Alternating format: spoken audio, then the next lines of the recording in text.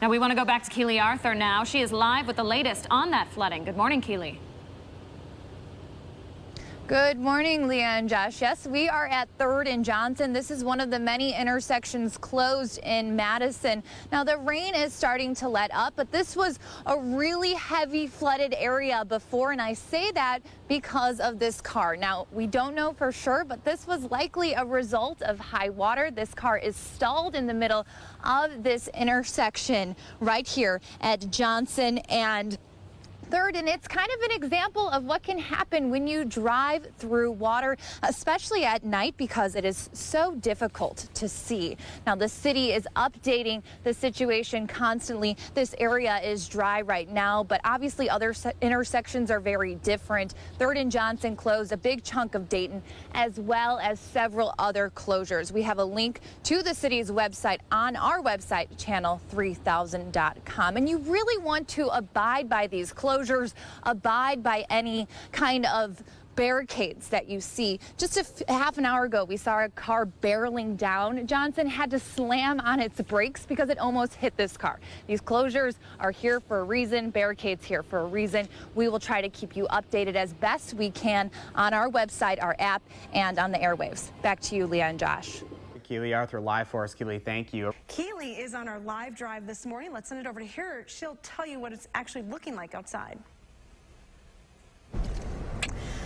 Not great, Hattie. Good morning. Yeah, we're on our live drive right now, checking out the road conditions so you don't have any surprises this morning.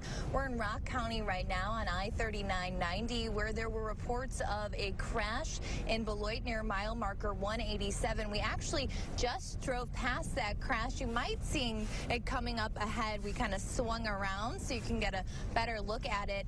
One lane on the southbound, the left lane is shut down to deal with the crash, but the car looks like it has been removed, so hopefully things will open up. As you can see, there are some delays as a result of that crash, and all things considered, not too many crashes to report. There was one in Dane County at Highway 151 in Bristol, but it's now cleared, and there is some snow-covered roads, according to the DOT, over on Highway 14 between 94 in Dane County, and then Highway 78 and 94 in Columbia County, and then also really close to the Illinois border between US 14 and the border, which is over kind of where we are.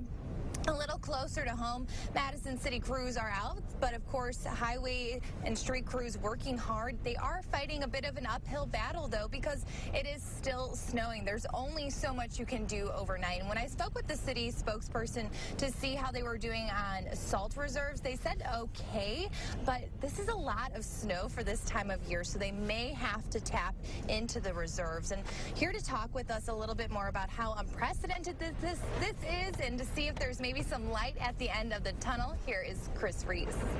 Yeah, good morning, Keely. That's In other news, police have arrested a man they say attacked a UW student early Sunday morning. Police arrested the 22-year-old yesterday evening and held a news conference today. Our Keely Arthur joins us live downtown with the very latest. Keely?